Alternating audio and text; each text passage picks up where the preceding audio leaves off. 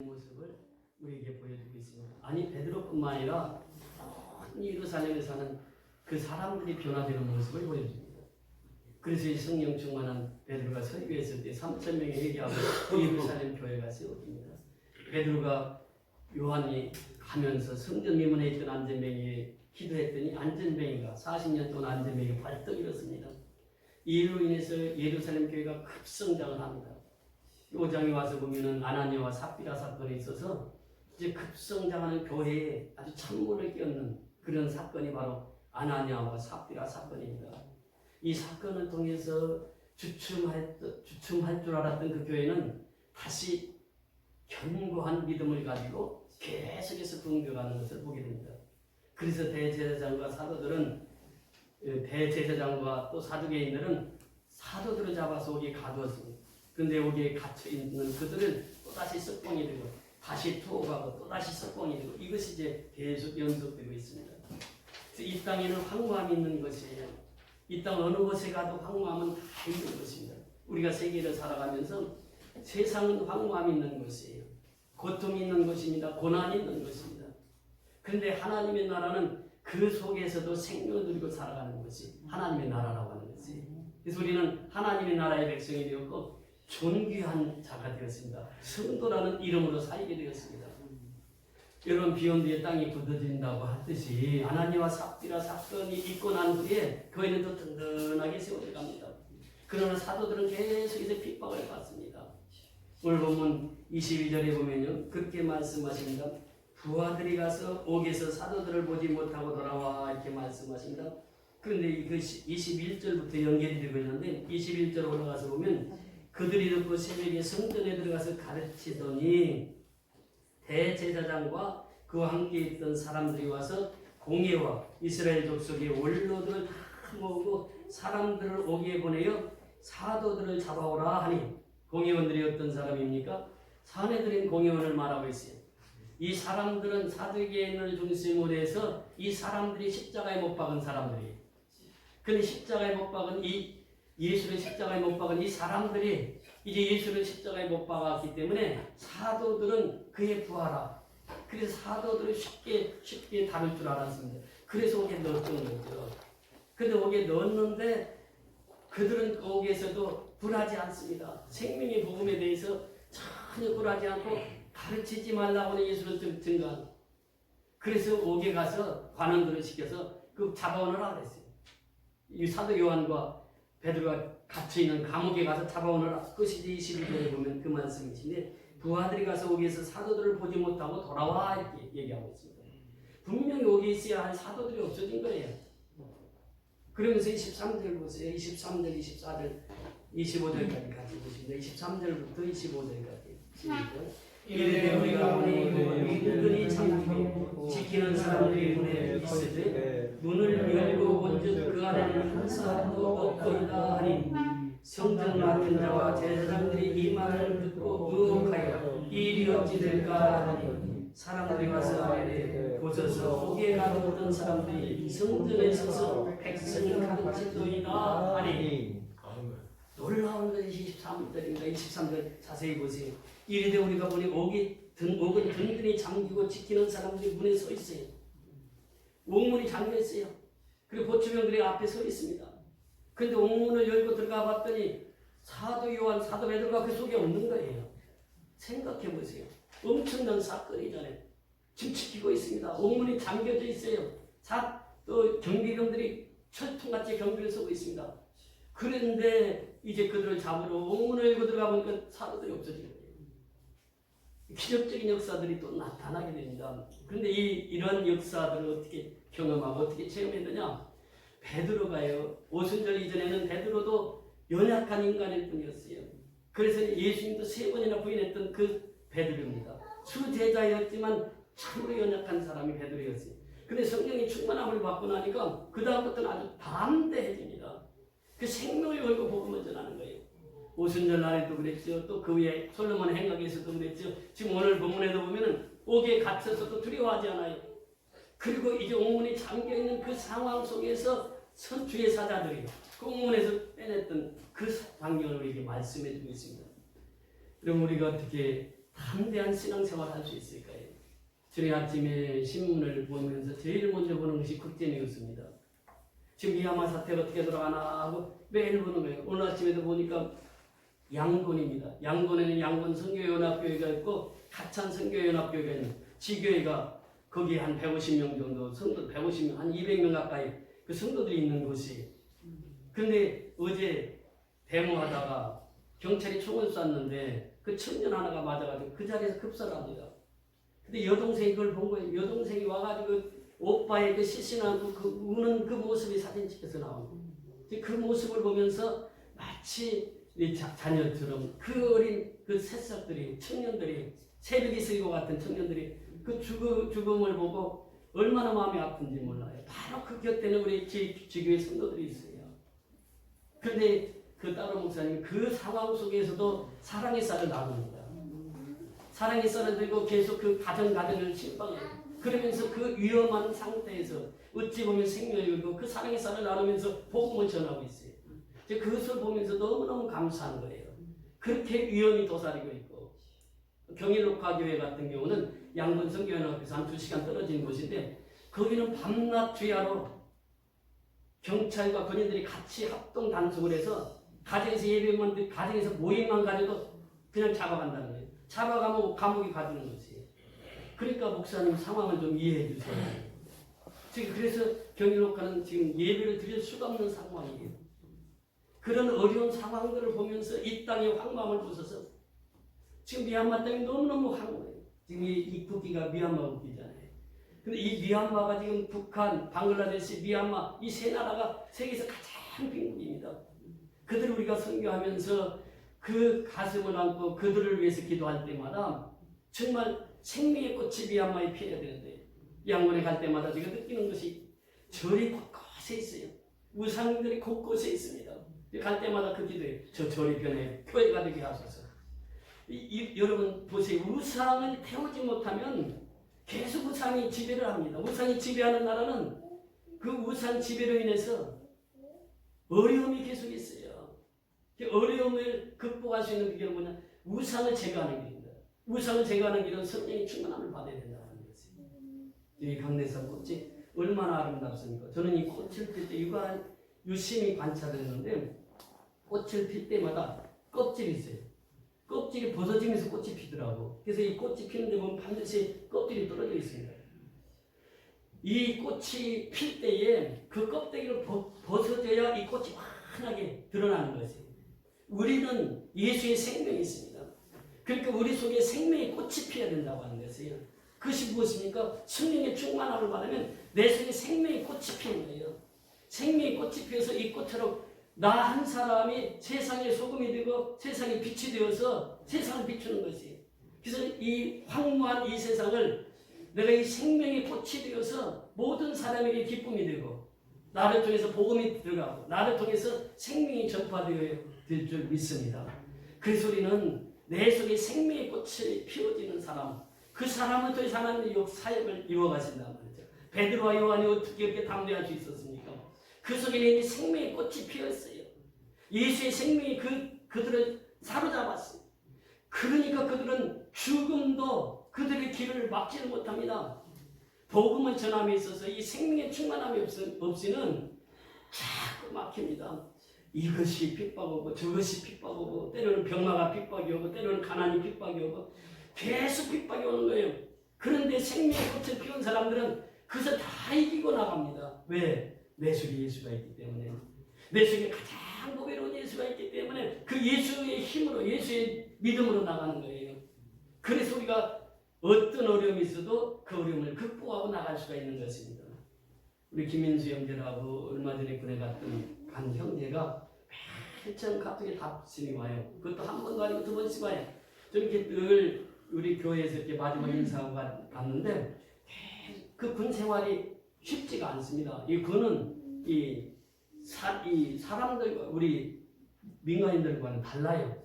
그 군의 규율이 있기 때문에. 근데 그 속에서도 계속 말씀 감사합니다. 이렇게 계속 연락이 오는 2번씩 하루에 연락이 와요.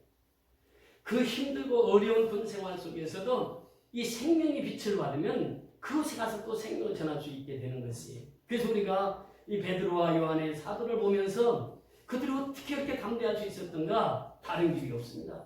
그 속에 생명의 꽃이 핀 거예요. 다윗도 보세요. 생명사기로 나를 쌓아 주소서 그래요. 생명이 있으면 생명을 전하게 되어 있습니다. 여호수아를 보세요. 여호수아가 어떻게 이렇게 담대할 수 있었습니까? 어떻게 담대하게 복음을 증거할 수 있었습니까? 여호수아 속에 생명의 싹이 텄단 말이죠. 그 여호수아 1장 5절에 보면 모세와 함께 있었던 것 같이 내가 너와 함께하리라 하나님 말씀하세요. 모세와 함께 했던 하나님, 거기서를 가르친 하나님, 그 모세와 함께 하셨던 하나님이 여호수아에게 내가 너와 함께 하겠다. 모세와 함께 했던 것과 같이 너와 함께 하겠다. 6절에 내려가서 보니까 강하고 담대하라. 그러니까 하나님이 함께하는 사람은 강하고 담대해질 수 있습니다. 하나님이 함께하는 사람은 이 7절에 이렇게 말하고 있습니다. 오직 강하고 극히 담대하여 좌우로 치우치지 말아라. 우리의 신앙은 이겁니다. 여호수아와 갈렙이 어떻게 그 강하고 담대할 수 있는 신앙을 소유할 수 있었습니까? 그들은 이제 그 젖과 끓이는 가나안 땅에 대해서 정탐을 할 때 다른 정탐꾼은 다 그들을 어떻게 보았습니까? 그들과 비교했을 때 우리는 메뚜기와 같습니다. 그렇게 근데 여호수아와 갈렙은 달랐어요. 그들은 우리의 뭐라고 표현합니까?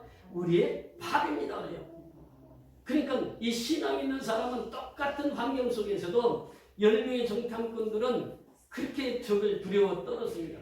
그런데 여호수아와 갈렙은 강하고 담대하게 그 백성에게 복음을 선포하는 거예요. 그러면서 하나님께서 여호수아에게 그렇게 말합니다. 오직 강하고 담대하여 좌로나 우로나 치우치지 말라. 치우치지 말라. 이 율법책을 내 입에 두었으니 이 율법책을 주야로 묵상하여 그 가운데 기록한 대로 다 지켜야 하라. 그래야만 내 길이 평탄하게 될 것이요 내가 형통하리라. 그러면서 그들에게 내려가서 그렇게 말씀하십니다. 내가 네게 명한 것이 아니냐. 강하고 담대하라. 두려워 말고 놀라지 마라. 내가 어디로 가든지 내 하나님 여호와가 너와 함께 하시느니라 하니라. 그렇습니다. 여호수아와 갈렙이 강하고 담대할 수 있었던 비결은 하나님 함께 하셨기 때문에 그렇습니다. 여러분 그렇습니다. 복음을 증거할 때는 핍박이 반드시 따라옵니다. 핍박이 따라오는데 그 핍박을 이길 수 있는 힘을 주시는 거예요. 그러니까 복음을 전하는 자들은 담대하게 복음을 전합니다. 우리가 이 신앙생활 하면서 중요한 것이 담대하게 주님 앞에 서는 것이에요. 성경은 우리에게 그렇게 말씀하십니다. 담대하라. 또 이 성경은 우리에게 말씀하시기는 이것을 너희에게 이르면 너희로 내 안에서 평안을 누리게 하려 합니다. 세상에서 너희가 환난을 당하나 담대하라. 내가 세상을 이겼노라. 누가 누구에게 말씀하시겠습니까? 하나님이 사도들에게, 예수님이 사도들에게 말씀하십니다. 예수님이 지금 우리에게 말씀하십니다. 강하고 담대하라. 세상에서 환난이 있다라고 하는 것이에요. 그러나 담대하라. 내가 세상을 이겼노라. 예수님이 말씀하십니다. 사도 바울도 그렇게 고백합니다. 그날 밤에 주께서 바울 곁에 서서 이르되 담대하라. 내가 예루살렘에서 나의 일을 증거하는 것 같이 로마에서도 증거해 하여야 하리라 하시니 이것이 사도행전 23장 11절. 그러니까 바울은 이 소망 가운데 살았던 것입니다. 지금 죄수의 몸이잖아요. 지금 로마로 호송되어가는. 그런데 하나님께서 말씀하신 거예요. 하나님께서 어떻게 말씀하시냐? 그러니까 그날 밤에 주께서 바울 곁에 서서 이르되 담대하라. 내가 예루살렘에서 나의 일을 증거한 것 같이 저 로마에 가서도 그렇게 증거해. 무슨 말입니까? 너 죽지 않아? 너는 살아야 돼. 너는 살아서 하나님의 일을 해야 돼. 그러니까 바울이 그 감옥과 같은 그런 죄수의 생활 속에서도 담대하게 복음을 증거할 수 있었던 것은 소망입니다. 제가 어제 말씀을 준비하면서 도레기 김진웅 목사님 설교 들으면서 참 은혜를 받았는데 그분이 셋째 아들 이야기를 하시는 거예요. 셋째 아들이 학교 가서 통지표를 받아왔는데 수학 30점. 그래서 아무리 생각을 해도 이 30점이 이게 웬 말이냐? 그래서 이제 그 사부를 불러가지고 여보, 당신의 DNA 속에 얘가 닮았나? 왜 이렇게 공부를 얘가 못했지? 그러니까 사부가 화를 발동 내더라는 거예요. 우리 집안에도 그런 사람 없다고. 자기는 그래. 자기는 그 초등학교 때 제일 적게 맞은 게 90점이고 거의 다 100점 맞았다. 올 100 맞았다는 거예요. 근데 이 셋째 아이가 30점 맞아온 거예요. 그래서 그 아이를 붙들고 얘기를 했어요. 야, 너 30점 맞으려고 수고했다. 너 공부하기 싫지? 예, 공부하기 싫어요. 그럼 너 뭐 좋아하냐? 그래서 이제 그때만 해도 시골 농촌 목회할 때니까 시골에 막 벌레 같은 게 많이 껴다녀요. 껴다니면 얘가 신기해요. 벌레가. 난 저 벌레가 좋아요. 그래? 그래서 내가 그러면 생일 때 선물을 이게 파브로스 책이라고 하는데 곤충학자 그 세계적인 유명한 곤충학자의 책을 서울에 올라와가지고 방학만에 가서 교보문고에 가서 그 책을 초등학교 중학생들이 곤충을 쉽게 풀어놓은 그 전집을 15권인가 사가지고 이거 생일 선물이다. 너 곤충 좋아하지? 이거 그랬더니 초등학교 3학년 때부터 책을 읽더니 새벽 1시가 됐는데도 불 켜놓고 그 책을 읽고 있더라는 거예요. 그랬더니 초등학교 5학년 6학년이니까 애들에게 그렇게 불러주더라니. 너는 곤충학 박사라고. 아니 곤충 방법도 아니 이건 뭐 학명이 어떻고 이걸 줄도 다 알고 그 책에 그 관심이 있어요. 그래서 그 자라가지고 그 아이가 미국 코넬 대학에 가서 곤충학을 공부해서 박사학위를 받았는데 그러니까 우리가 이 비전이라고 하는 것은 무엇입니까? 하나님 우리 각 사람에게 그 비전 꿈을 주신다는 거예요. 그러니까 그 꿈대로 이루어가시는 그것을 이렇게 은사라고도 말하고 달란트라고도 말합니다. 우리에겐 각자 달란트가 있어요. 저는 예수를 믿을 때부터 선교에 대한 비전이 있었어요. 그러니까 예수 믿을 때부터 교회는 선교하는 것이다 이렇게 생각했어요. 왜냐하면 선교사님 집에서 같이 살았잖아요. 5년을 같이 먹고 같이 살다 보니까 아 교회는 선교하는 것이구나. 저는 그때부터 선교를 하는 거예요. 지금까지 지금 이제 65세까지 선교해오면서 선교라고 하면 지금도 가슴이 뛰는 거예요. 그러니까 지금도 우리가 여기서 30명 성도들이 있지만 미얀마는 300명 성도가 있잖아요. 똑같이 보거든요. 그러니까 미얀마의 그 사건이 터진 그 현장을 보면은 너무너무 가슴이 아픈 거예요. 그게도 우리 똑같은 성도들이거든요. 그러니까 우리가 비전을 품으면 그 비전을 하나님께서 이끌어 주신다는 거예요. 나는 할 수 없어요. 그러나 하나님께서 비전 주시면 그 일을 할 수 있다고 하는 것이죠. 그래서 바울이 그 비전 가지고 담대하게 복음을 전개했던 것입니다. 베드로와 요한이 그 비전 가지고 담대하게 복음을 전개했던 것입니다. 이 기적적인 역사가 일어나잖아요. 23절에 옥에 든든히 잠기고 지키는 자들이 문에 서 있는데 문을 열고 보니까 한 사람도 없어요. 근데 25절에 가서 보니까 사람들이 알리더래요. 사람들이 알렸어요. 사람들이 알리도 보셔서 옥에 가져왔던 사람들이 어디에서? 성전에 서서 백성을 가르치더이다. 성전에 서서 본래 그 당시는요, 그 율법을 가르칠 때에 앉아서 했습니다. 예. 목사고 교사들이 앉아서 가르쳤어요. 서서 가르치지 않았어요. 근데 여기는 서서 가르쳐요. 그런데 언제냐? 때가 새벽에. 생각해 보세요. 감옥에서 이제 풀려났어요. 감옥이라고 하는 생활이 얼마나 힘들어요. 풀려났으면 이제 집에 가서 편안히 쉬기를 원했을 거예요. 보통 사람 같으면.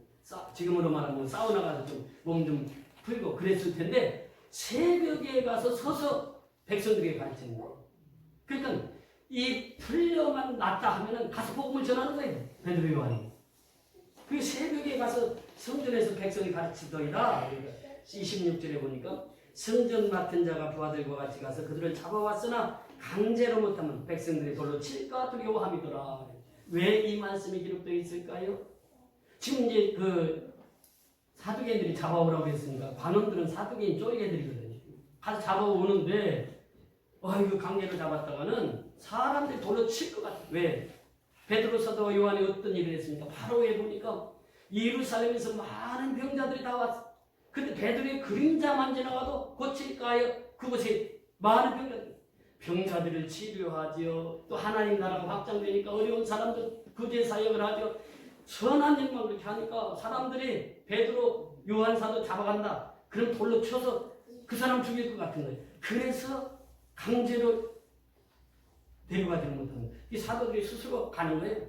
그래, 가자. 그래서 이제 베드로와 요한이 그 관원들 앞에 가는 장면입니다. 그래서 돌로 칠까 두려워함이로라 이렇게 말씀하시겠어요. 27절, 28절 우리 같이 읽습니다. 27절, 28절 시작. 그들을 끌어다가 공회 앞에 세우니 대제사장이 물어 이르되 우리가 이 이름으로 사람을 가르치지 말라고 응하였으되 너희가 너희 가르침을 예루살렘 가득하게 하니 이 사람들이 우리에게로 나기도 하리로다. 아멘. 지금 대제사장이 제일 먼저 신문한 것이 무엇입니까? 예수 이름 가르치지 말라고 그랬잖아요. 그런데 예수 이름을 가르쳐서 이 예루살렘뿐만 아니라 이제 예루살렘에서 더 나가서 그 근방까지 다 소문이 났단 말이에요. 가르치지 말라고 왜 가르치느냐? 예수의 복음 전하지 말라고 하는데 왜 전하느냐? 이 얘기예요. 사도행전 4장 18절 이하에서도 그런 말씀하시잖아요. 그들을 불러 경고하여 도무지 예수 이름으로 말하지도 말고 가르치지도 말라. 이미 얘기를 했단 말이죠. 그런데 옥에 갇혀 있으면서 그들은 거기에 순종하지 않아요. 순종하지 않고 또 예수를 전는 거예요. 사두개인들은 누구를 죽인 사람이라고요? 예수를 죽인 사람이요. 그러면서 그 복음을 전가하는데 예루살렘뿐만 아니라 이제 더 나가서 그 근방까지 다 이 소문이 다 나는 거예요. 19절에도 보면 사도행전 4장 19절에 보면 그렇게 말씀하고 있죠. 베드로와 요한이 대답하여 이르되 하나님 앞에서 너희 말을 듣는 것이 하나님의 말씀을 듣는 것보다 옳은가 판단하라. 우리는 보고 들은 것을 말하지 아니할 수 없다 하니 그러면서 담대하게 복음을 전합니다. 오늘 결론적으로 29절입니다. 29절 다 같이 읽어요. 시작. 베드로와 사도들이 대답하여 이르되 사람보다 하나님께 순종하는 것이 마땅하니라. 이것이 결론입니다. 보세요. 베드로와 사도들이 대답하여 이르되 누구보다 사람보다 하나님께 순종하는 것이 마땅하니라. 이것이 결론입니다. 오늘날 렉시 맞아요. 신앙은 뭐냐? 사람보다 하나님께 순종하는 것이 신앙이에요. 순종하면 복이 따르거든요. 아브라함을 보세요. 아브라함이 갈 바를 알지 못하고 하나님 앞에 부름을 받았을 때 하나님께 너로 큰 민족을 이루게 하고 너는 복의 근원이 될 것이다.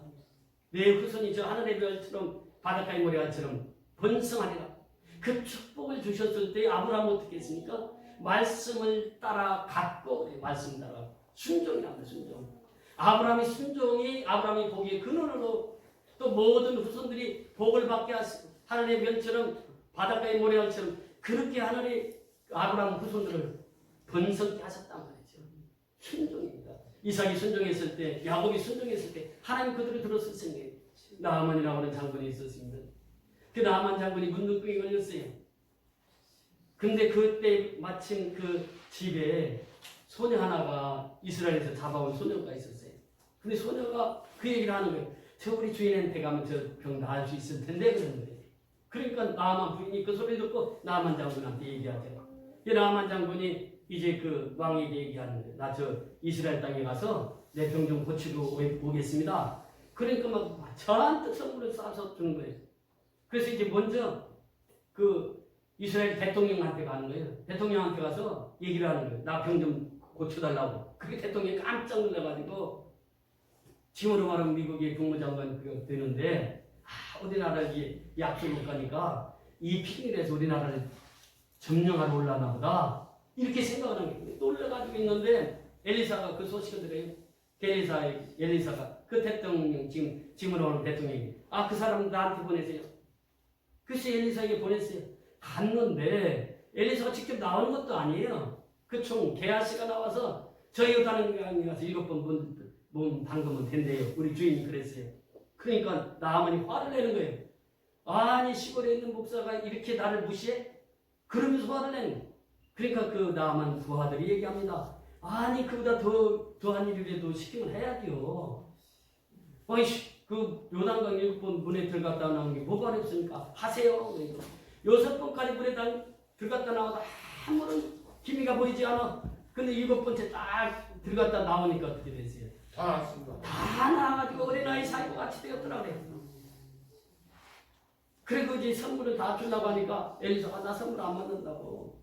그리고 이제 가지고 가는 거예요. 근데 게하시가 이 선물에 욕심이 있어. 그래가지고 우리 주인이 그러는데요. 뒤따라가가지고 우리 주인이 그러는데 그 선물 돌래요. 그래서 이제 선물을 받아가지고 왔어. 그러니까 엘리사가 게하시 너 어디 갔다 왔어? 그러니까 저 아무 데도 안 갔다 왔는데 이 녀석아 지금 선물 받아가지고 되겠어? 너희가 문둥병이 나아만이 문둥병이 4개 걸리리라. 즉시로 게하시가 문둥병이 걸리리라. 이 사건을 통해서 지금 나아만 장군은 순종했을 때에 병이 치료됐다는 거예요. 그 오늘날 역시 마찬가지입니다. 하나님께서는 그 순종하는 사람들을 통해서 하나님 역사를 이루어 가신다고 하는 것이죠. 그래서 우리가 하나님을 가까이 함이 복이라. 야고보서에 보면 그 말씀을 하세요. 하나님께 순종함이 복이라라고 하는 거예요. 불순종이 뭐냐? 교만이라. 교만. 그래서 이 신이라고 하는 주라고 하는 것은 그 가운데 있다는 건 뭡니까? 아이가 들어가요. 아이가. 교만이라고 하는 건 항상 내가 이게 주인이라는 거죠. 주인. 그러니까 예수 믿으면서도요, 교만한 사람이 얼마나 많은지 몰라요. 내가 하는 순간 죄가 그 사람을 딱 증명해요. 그 죄가 끌고 다니는 거예요. 마귀가 끌고 다니는 거예요. 그래서 우리는 하나님 앞에 겸손하게 주를 섬겨야 돼요. 이것이 우리가 행할 일입니다. 그 순종이라고 하는 건 바로 그거예요. 겸손하게 하나님 앞에 나가는 거예요. 그래서 하나님, 나는 아무것도 아닙니다. 이것을 깨닫는 것이 그것이 신앙입니다. 나는 아무것도 안 해. 하나님이 해주셔야 되는데 하나님이 하시지 않으면 아무것도 할 수 없는 거예요. 그러니까 베드로와 요한의 고백이 무엇입니까? 사람보다 하나님께 순종하는 것이 마땅하니라. 마땅하니라. 사도 요한과 베드로가 깨달은 것이 바로 그것입니다. 자기들이 한다고 했을 때는 하나님 가만히 계시. 그럼 네가 해봐라. 그래 내가 아무것도 할 수 없습니다. 하나님 도와주세요. 하나님 하셔야 됩니다. 그러니까 사람보다 하나님께 순종하는 것이 마땅한 그 비결을 깨달은 것입니다. 오늘 역시 마찬가지입니다. 누가 하나님 뜻을 행할 수 있습니까? 하나님의 뜻대로 순종하는 사람이에요. 그러니까 사울과 다윗을 보세요. 사울은 항상 중심이 누구였습니까? 사람이었습니다. 사람들의 눈치를 깨봤어요. 내가 제일 왕인데 나보다 높은 하나님이 계시단 말이에요. 그래서 그 하나님을 싫어한 거예요. 그러니까 사람들의 눈을 의식해서 왕을 했어요. 다윗은 어땠습니까? 하나님을 의식했어요. 사람을 의식하지 않아요. 하나님을 의식해요. 그것이 사울왕과 다윗왕의 차이입니다. 여러분, 우리 안테나를 어디다 세우느냐 이게 참 중요해요. 사람에게도 안테나 세우면 늘 사람의 말만 듣고 사는 거예요. 이것은 죄악이에요. 이것은 사망길이에요. 그런데 우리 안테나가 하나님께 꽂아놓으면 하나님께서 그 안테나를 통해서 늘 우리에게 말씀하시는 거예요. 내 신앙의 안테나는 어디다 꽂을 것이냐? 세상에 꽂을 것이냐? 하나님께 꽂을 것이냐? 내 포커스를 어디에 맞출 것이냐? 내 초점을 어디에 맞출 것이냐? 사울처럼 세상에 맞출 것이냐? 다윗처럼 하나님께 맞출 것이냐? 이것이 바로 우리의 신앙의 가장 중요한 원리라고 하는 것이에요. 내 안테나를 늘 성령에 의지해서 꽂고 살아가는 사람은 하나님의 음성을 매일처럼 듣는, 매일처럼. 그러니까 내가 주의 음성을 들으니 주의 뜻대로 살아가는 것이에요. 내가 세상의 음성을 들으면 세상의 뜻대로 살아가는 것이에요. 내 안테나를 세상에 꽂을 것이냐 하나님께 꽂을 것이냐, 내 주파수를 어디다 맞출 것이냐, 세상에 맞출 것이냐 하나님께 맞출 것이냐, 내 초점을 어디에 맞출 것이냐 하나님께 맞출 것이냐 세상에 맞출 것이냐, 이것이 바로 사울과 다윗의 차이입니다. 그래서 오늘 우리가 하나님께 순종한다는 것은 그거예요. 항상 내 초점을 하나님께, 내 안테나를 하나님께 꽂고 살아가면 하나님의 음성을 듣는 거예요. 하나님의 음성을 듣고 하나님 뜻대로 살아갑니다. 이것이 바로 하나님께 순종하는 자의 삶이에요. 그래서 오늘 우리에게 주신 말씀이 무엇입니까? 생명의 복음을 전할 때는 반드시 핍박이 온다는 거예요. 우리가 선교할 때마다, 우리가 교회 큰 행사 때마다 마귀가 계속 역사하는 거예요. 그래서 못하도록 방해하는 게 이게 마귀의 사역이거든. 그러니까 핍박은 자연히 찾아오게 되는 거예요.